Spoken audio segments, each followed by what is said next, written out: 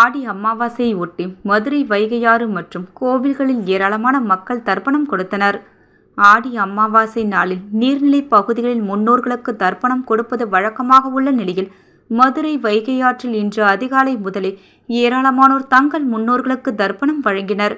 மதுரை வைகையாற்று கரையோர பகுதிகளான பேச்சியம்மன் படித்துறை, யானைக்கல் கல்பாலம், ஆழ்வார்புரம் உள்ளிட்ட பல்வேறு பகுதிகளிலும் ஏராளமான பொதுமக்கள் தங்களது முன்னோர்களுக்கு தர்ப்பணம் அளிக்கும் நிகழ்வுகளில் கலந்து கொண்டு வழிபாடு நடத்தினர்.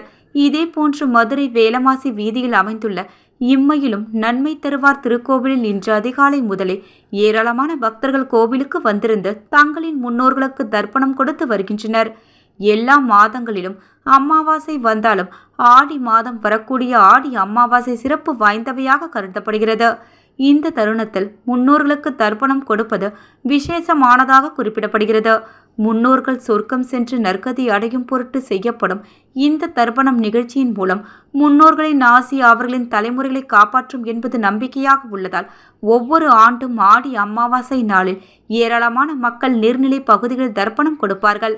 இந்த நிலையில் ஆடி அமாவாசை தினமான இன்று நீர்நிலை மற்றும் பல்வேறு கோவில்களில் பக்தர்கள் முன்னோர்களுக்கு தர்ப்பணம் கொடுத்து சுவாமி தரிசனம் செய்து வருகின்றனர்.